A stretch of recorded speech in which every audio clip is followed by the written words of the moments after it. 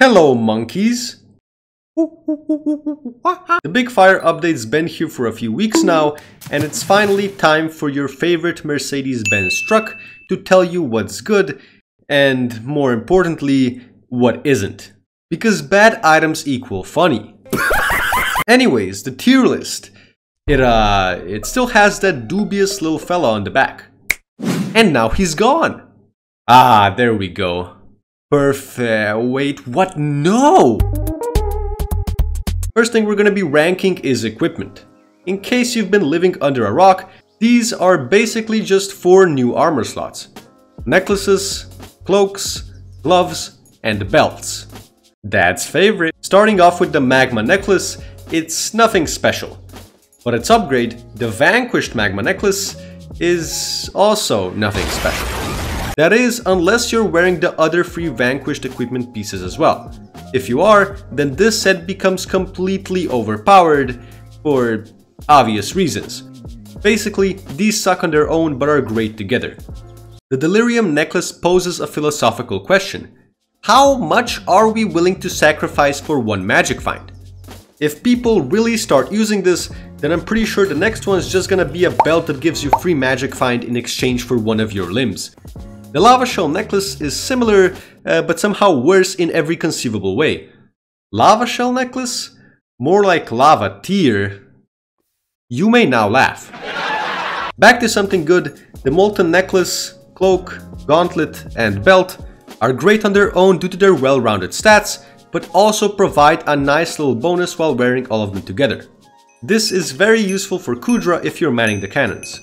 S tier for all of them. We interrupt this program for breaking news. This just in, a brand new Molten equipment piece that has been discovered. The Molten subscribe button. Really, Powliner? Is this the best you could have come up with? Anyways, to get it, all you need to do is subscribe to Powliner. Maybe even like the video. I don't know, this isn't even my channel. Oh wait, shit, I called him Powliner instead of Powliner. Well, I guess he has to change his channel name now. Okay. Anyways, let's talk about music. The synthesizer is an electronical musical instrument that generates audio signal...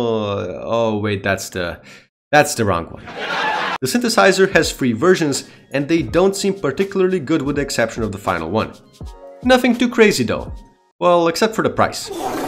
A tier, because intelligence make mage go boom boom. The Thunderbolt necklace will forever live on in my memory because this goon bought it from me for 25 million coins. Now it's cheap and great for fishing if you meet the requirements. And that's about it. Moving on, cloaks. Besides having a baller upgrade, the gas cloak is okay, but I'd rather save up for the molten cloak if I were you. The ancient cloak gives you 10 mining fortune. Apart from that, it's ancient for a good reason. Because it's not very good. That's mostly the fault of the current health consuming abilities though. The Scourge Cloak is the biggest disappointment of all time. Wait, what do you mean, Powliner? Look at the stats! And the ability seems like it combo really well with the Flaming Fist and do a lot of damage. Yes, it does seem like it. Until you realize that it's all a lie. You see, when it says fire damage is increased by 10,000%, it doesn't mean that fire damage you deal is increased. No, that makes too much sense. What it really means is that you take 10,000% more fire damage. Commonly known as imminent demise. I was genuinely excited about these two, and now I'm genuinely excited to put them in the F tier. The Destruction Cloak is pretty good, but also very expensive. And the Annihilation Cloak is really good, but like, really expensive. But I mean, come on man, magic find. Let's go! A and S tier for these two respectively.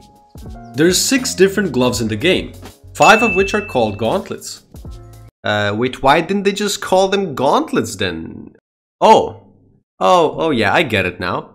Anyways, the Glowstone Gauntlet is basically just a free 10 intelligence because of how cheap it is. Even more if you get one with mana pool on it. B tier. The Gauntlet of Contagion and Implosion Belt are like a duo.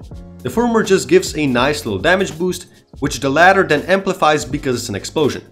But you know what else is an explosion? Wither Impact.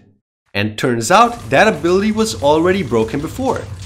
These two are not only amazing for the Crimson Isle as a whole, but also in dungeons, and really make you ask yourself what the admins were thinking, because I don't think it was much. Also, why is it called Implosion Belt when it boosts explosions? Come on guys, these are opposites! S tier for both. The Demon Slayer Gauntlet is good against blazes. Yay, I guess. And the Magma Lord Gauntlet is just really good in general. Obviously it's fantastic for fishing, but it's also a great standalone piece outside the Crimson Isle, and should definitely see a lot of use. Although it is bugged to not have any attributes, so that's pretty funny. Most likely the first belt you'll get is the White Belt, which you receive from this man's for free. It's nothing special, but it upgrades as you get better dojo scores, and the Black Belt is a very good belt on its own. A tier. The Blaze Belt is just kinda there. It's pretty cheap, so you can get it if you want to, I guess. C tier. And finally, the Scoville Belt seems like it could be useful in combination with some weapons someday, but that day is not today. So yeah. Okay, armor time everyone. Rampart armor is pretty awesome for early game players. Too bad it's soulbound, so it'll never be useful to anyone. Salvage tier. Same thing goes for the Rekindled Ember armor, except it's even worse because you gotta kill big mans a bunch of times, and there are so many better things you could craft instead. Shimmering armor gives you more experience levels, so that's pretty cool. And then you remember grand experience bottles exist. Berserker armor is very underwhelming. The chestplate seems like it'd be decent, but for some reason it's not legendary, so I doubt anyone will ever use it over their main damage chestplate. Okay, now come the Big Daddy armor sets. These start out pretty lame, but can be starred a total of, I kid you not, 55 times, and at the end, you wouldn't even think you're looking at the same armor piece anymore. The first is called Crimson Armor, and it's completely broken. No, like literally broken. Turns out the set bonus is bugged, and gives you pretty much infinite attack speed if you're wearing at least 2 pieces, making it outclass Necron in a lot of scenarios, even if your Crimson is not starred at all.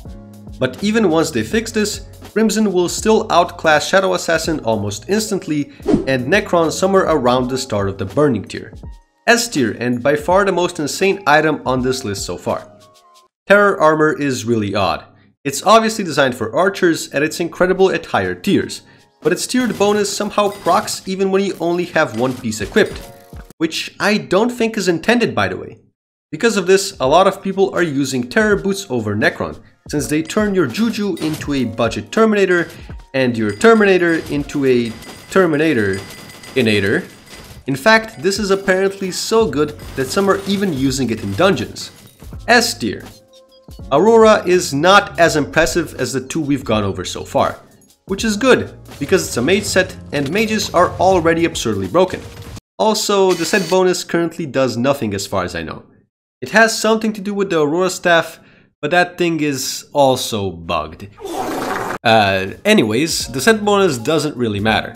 In terms of stats, Aurora instantly outclasses Wise Dragon armor and becomes better than Storm midway through the second to last tier. Or rather it would if you didn't count Mana Pool. You see, each of these armor pieces comes with 2 randomly assigned attributes, and Mana Pool is by far the best one you can get on your Aurora pieces. So Aurora can already outclass Storm at hot tier, which is kinda nuts. Fervor armor isn't, however. It gives a lot of HP and defense, and well, that's it. But Powliner, it's a tank set. That's what it's supposed to do. Yeah, sure, but keep in mind none of these items can be dungeonized, and tank really isn't a playstyle outside dungeons. Maybe it'll be needed for the higher Kudra tiers, but I have my doubts considering how the first 2 play. All that being said though, big numbers truly are big, so you can't make me give it anything less than A tier. There's also a 5th Kudra armor set called Hollow Armor, which I think is supposed to be a healer one. But they just kind of forgot about it. Epic.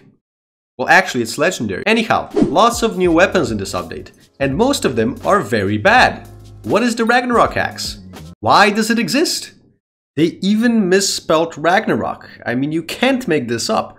Wait, no.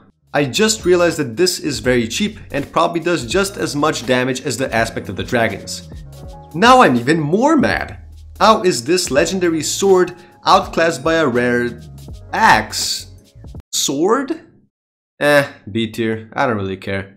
The Sword of Bad Health could be viewed as a permanent 100 strength boost, but only if you're clinically insane, since it eats your HP and is way too much of a hassle to use anyways. This one sucks! The Blade of the Volcano focuses only on damage output, and it's worse at it than the Ragnarok axe. So yeah. The Fire Freeze staff is a cool concept, but has one core issue. The freeze takes 3 years to kick in, and the mobs will almost always already be dead by then anyways. D tier, because I feel like it'll find a use one day. The Hellstorm wand is a bad version of the Fire Fury staff, which is a bad version of the Fire Veil wand, which is... oh wait, this one's actually pretty good. Basically just free damage for a bit of mana. F, and A tier for these three respectively. The Aurora staff is actually really good, but just like half the items in this update, it's also really bugged, and thinks every single hit is using the right rune spell. Don't worry if you don't get it. All you need to understand is that it's great for killing zealots and for early game mages in general, but likely won't be nearly as good once it's fixed. A tier for the time being though. The Staff of the Volcano seems lovely until you look at the cooldown. The Wand of Strength is just a bargain bin loser version of the weird tuba. The Alchemist staff is down tremendously bad. I mean, bro, even the Crown of Greed is less greedy. And last but certainly least, the Sulfur Bow is. It just is. And now it's in the trash. Oh, and the Enrager looks cool, but it's currently unobtainable. And I can't say much without seeing how good its taunt is. There's also fishing gear, but what do you expect me to say? Did you know the Hellfire Rod is really good for fishing? Wow, I didn't know that. That's incredible. Actually, the one thing I do have to say about it is Thunder Armor being soulbound. Why? For what purpose? Anyways, I am now going to soulbind myself to Grinding Diana. Goodbye, fellas.